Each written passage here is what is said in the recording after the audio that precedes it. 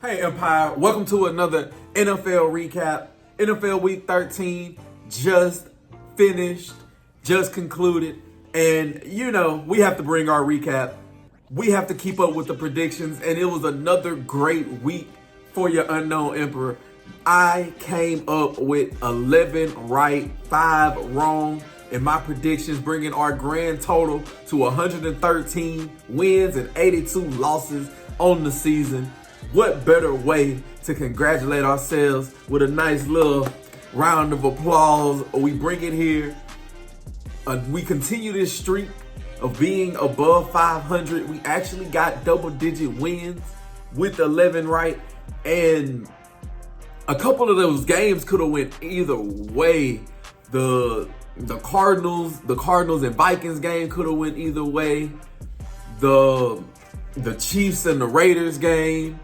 What was another game that was close? It was a lot of games that could have went either way, that we were fortunate to have the ball roll in our direction.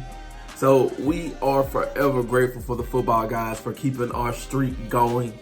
But as I stated, 11-5, that means we were not perfect.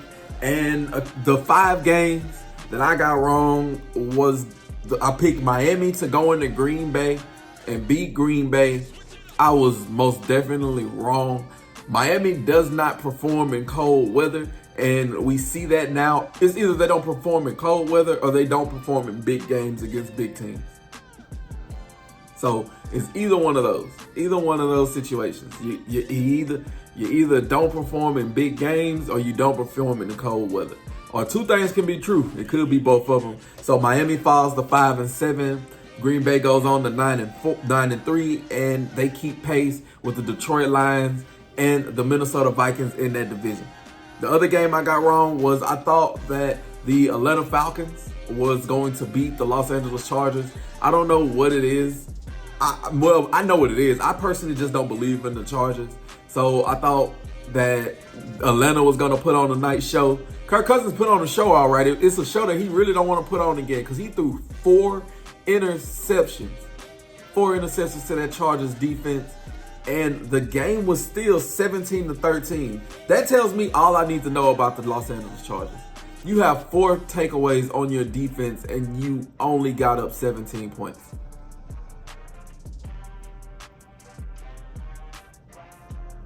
That's crazy. Kyle Pitts let me down again. Kyle Pitts is a waste of a fantasy space.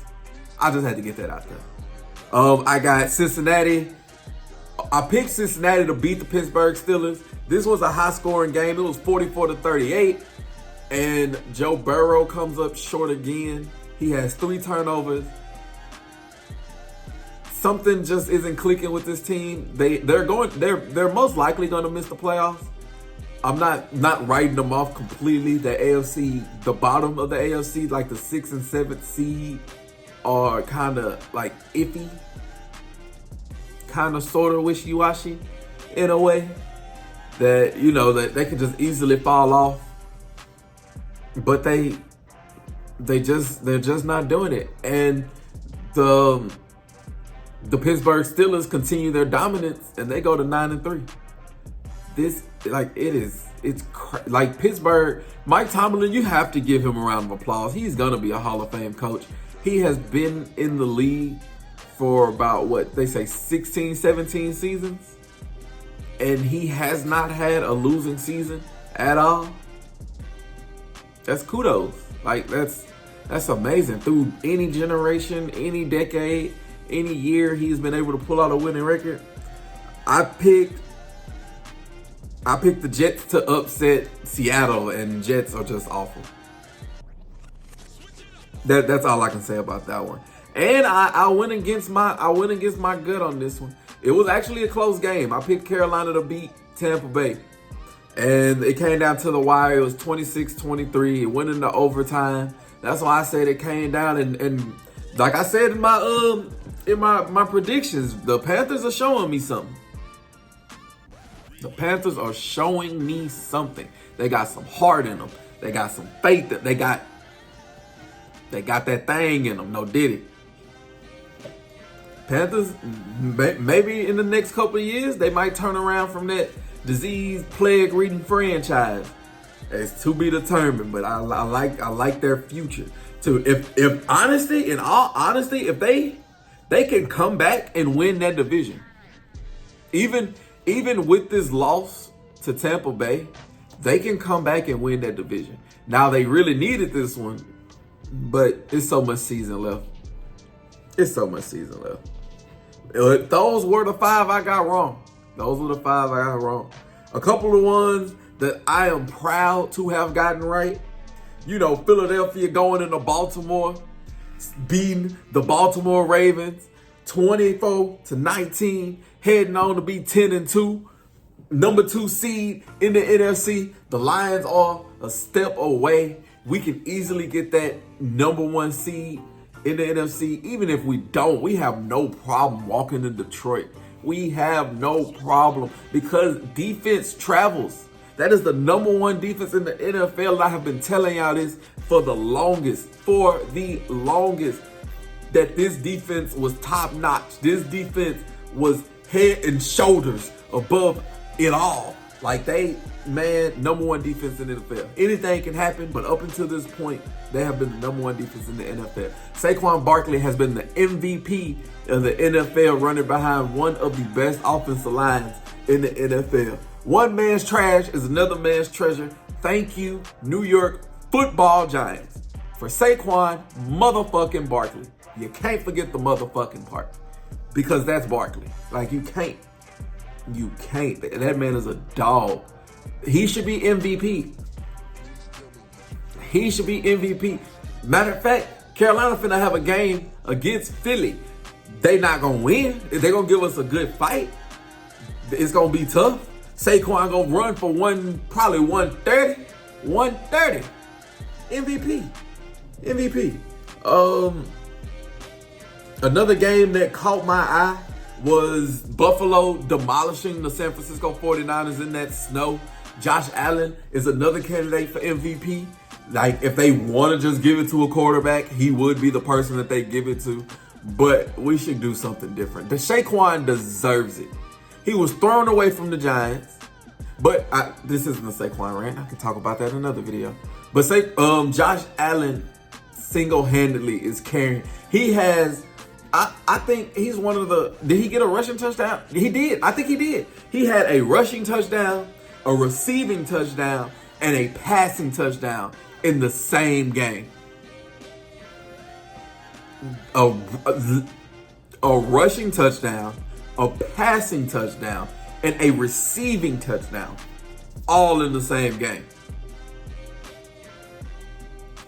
Even with Brock Purdy back, they lose CMC for the rest of the season. Jordan Mason cannot stay healthy. I don't know what's going on, like, with that plague organization. It is crazy. Then you have Josh Allen on one side with no number. He has a number 1 in Amari Cooper. He has Keon Coleman. He has Khalil Shakir. He has Mac Hollins. I think that's who on their team. You know, Dalton Kincaid, Dawson Knox, James Cook. You know, Ray Davis. He has people that we know, but Josh Allen is the one. Another game that kind of caught my eye was the Kansas City Chiefs winning again on what some people would say just luck. Like, 1 week you block a field goal to win. Next week is a pass interference. Now you kick a field goal to win. Another week it's a no call of a pass interference. Another week somebody toe is a centimeter on the line, so it's an incomplete pass. Another week they're driving down the field and they bobble the snap and it bounces to you and you get it and game over. This is wild. They are 11-1, the number 1 seed in the AFC. The only loss that they have is to the Buffalo Bills. And they just keep winning. Like they keep finding ways to win. Like, something just always happens for the Kansas City Chiefs to win. And then not to mention all the other games that we went through. Like I said, I was 11-5. I went through the 5 that we got wrong. So we'll go through the 11 that we got right. I picked Detroit over Chicago. They won 23-20. Dallas over New York. They won 27-20. Kansas City over the Las Vegas Raiders. They won 19-17 on a botched, on a fumbled snap. Fucking crazy. Minnesota barely beats the Arizona Cardinals 23-22. That was one of those tight games that I was talking about. Indianapolis Colts complete a fourth quarter comeback, last drive, 2-point conversion to beat the New England Patriots 25-24. We have Washington beating the Tennessee Titans 42-19. What was it, 42-19 or 42-18? Either or, they scored 42 on them and lost. Houston barely beating the Mac Jones-led Jacksonville Jaguars 23-20. I said that Matthew Stafford was going to go to New Orleans and walk out a winner. He did that 21-14. Philadelphia running to Baltimore, walk out of Baltimore 24-19. 35-10 Buffalo over San Francisco. And the rookie of the year, in my opinion, Bo Nix, beats the Cleveland Browns and Jameis Winston, who puts up 497 yards. Puts up 497 yards. And he had drops on the day. So he theoretically should have thrown for 500 plus. Maybe even 600 yards because the amount of drops that happened. Maybe 600 yards. Jameis Winston, you just gotta love him. But like I said, the rookie of the year, in my opinion, is Bo Nix. The Broncos are 8-5 right now, fighting for a spot in the playoffs. At best, you thought they were 3, 4, 5 wins. He is outperforming everyone. JD is still playing at a high level, but he's not playing at the trajectory that he was at least when it comes to the rookie of the year. He is still playing at a phenomenal level. But as far as he was, 7-2, and now he's 8-5, they have the same record. Bo Nix has won 5 of his last 6. JD has lost 3 of his last 5. Gotta look at that. Gotta look at that. Bo Nix for Rookie of the Year. Saquon for MVP. Quintana Bay for Defensive Rookie of the Year. Hell, matter of fact, you might can make him. Nah, they're gonna give it to TJ Watt or Myles Garrett for Defensive Player of the Year. But Defensive Rookie of the Year, Quinyon Mitchell.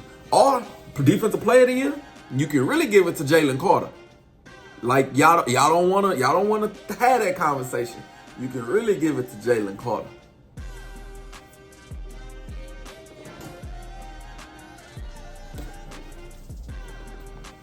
But that was our recap of week 13. Just commemorating another good week, another successful week, another positive week of predictions. Thank you for stopping by. Don't forget to like, share, and subscribe. Let me know how your season is coming along. Let me know how your favorite team is doing.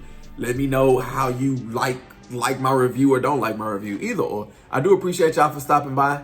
Y'all have a blessed one until next time.